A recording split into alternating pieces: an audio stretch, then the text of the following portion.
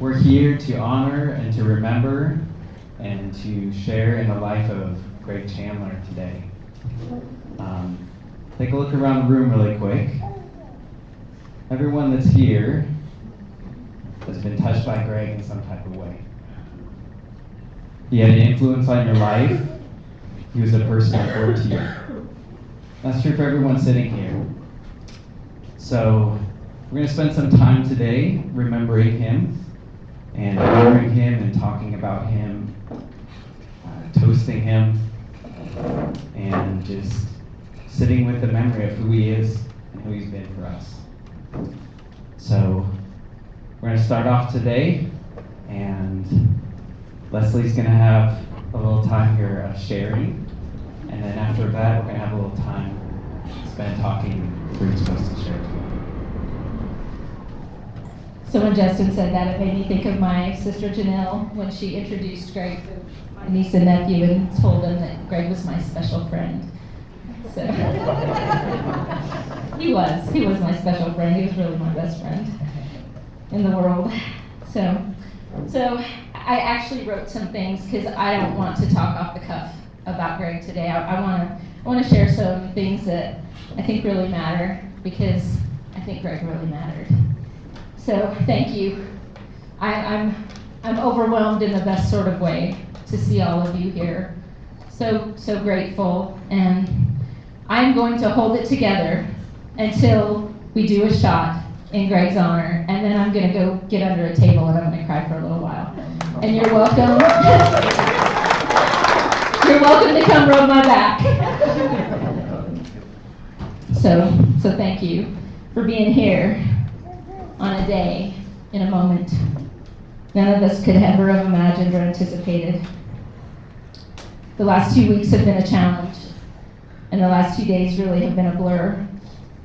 But I'm so thankful that we're all here together, remembering and celebrating, maybe some of us cussing, probably some of us cussing, Gregory Davis Chandler, my mountain man, Ron and Linda's beloved son, Morgan and Lindsay's other dad, and so many things to so many people, uncle, cousin, nephew, friend.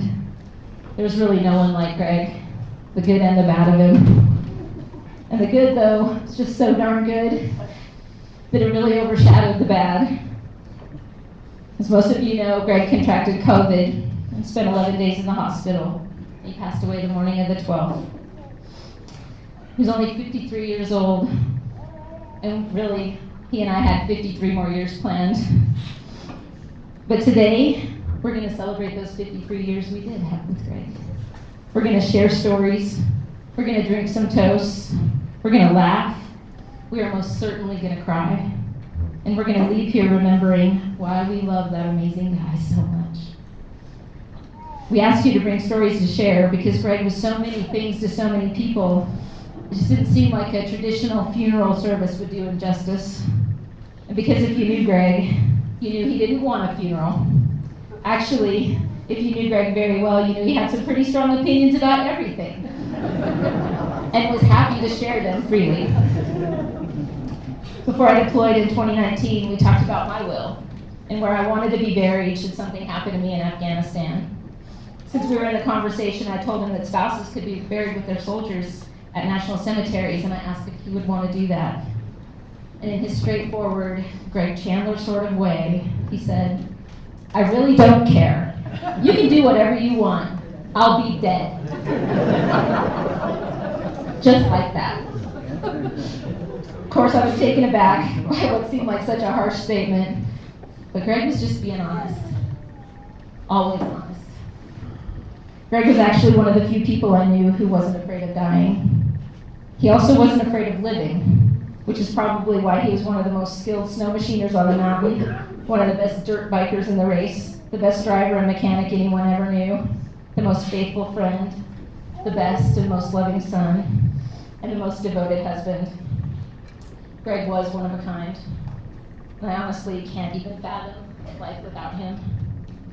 Based on the hundreds of calls, texts, Facebook messages, prayers, and conversations, I realize that neither can any of you.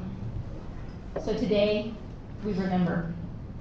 I'd like to start with just a couple of my memories before I pass the mic to Justin. He'll take over from there. And then I just like to spend some time together, eating a little, got a little food in the back. I'm pretty sure that bar is fully packed. Eating a little with cans of Budweiser. Drink up, my friends, drink up. There are about 6 cans in his fridge if anybody wants to stop by and pick them up later. Drinking a little, talking a little, filling those empty places that feel so painful with memories of a man whose life mattered and who made our lives so much richer.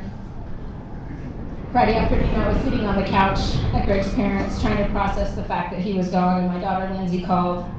She asked me if we were going to do a ceremony. I told her that I knew Greg wouldn't want a funeral, but that I wanted to do something to honor him. We briefly discussed a few things, like floating a funeral pyre out on Sibley Lake or one of the other lakes here on the mountain. We agreed that Greg would probably have loved that. We also agreed that it might get us all in trouble. And we laughed for a moment. But in that moment, I knew that the best place to honor Greg well was right here at Bear Lodge, the place he loved living the most, and the place I know he made some of the best memories of his life and some of the best friends. My sister Cheryl made one call, and the plan was put in place to celebrate Greg here, in the room where just 4 years ago, almost to the day, we were celebrating our wedding, dreaming of a full, long life together. So most of you know Greg was my first boyfriend in high school. I've known him since I was 15. Spent way too much time under the window at my house out in Manchester. My sister Cheryl may tell you this, but my mom would yell, "You know we have a front door!" Over the years, I've run into him and shared it a few times. But then, about 7 years ago, Cheryl ran into him in a bar. He asked about me. She sent a selfie.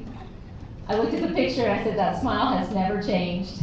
And Cheryl said, "Well, I'm glad you like it because I gave you his number. I gave him your number." And Greg won my heart. He was the man who loved me as I was. He was so proud of my military service. He loved my daughters like they were his. He made me so mad at times that I could almost cuss.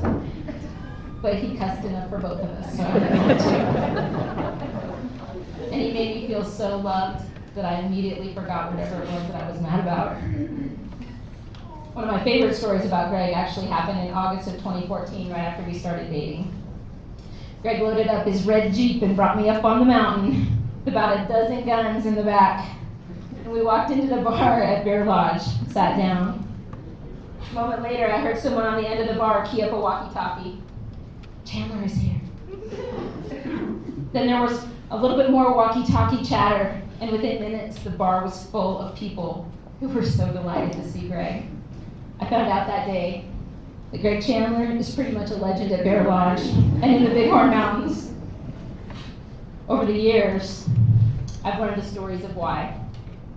His selfless acts, his fierce loyalty, his big sense of humor, his ability to literally fix anything, his cool head in hard situations, and his zest for life.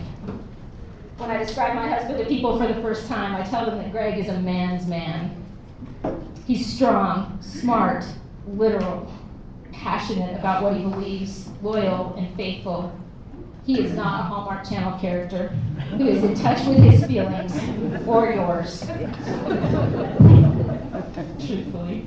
And if you're looking for a super romantic life, look elsewhere. But every time Greg looked at me, I knew he loved me. Even though he didn't have flowery language to describe his feelings, he said exactly the right words when it mattered the most. And he took care of me from a distance better than so many husbands take care of their wives in the same space. He made every moment matter. He texted me every morning to start my day, usually telling me what the weather is so I would know what to wear. And he called me every night before I went to sleep. And every time he thought of me throughout the day, he would call or text. He always said that we talked more and communicated better than couples who lived in the same house. And in our times together, Greg introduced me to the mountains, to shooting, to four-wheeling, and to car racing. And he taught me that motors aren't engines, and that you could never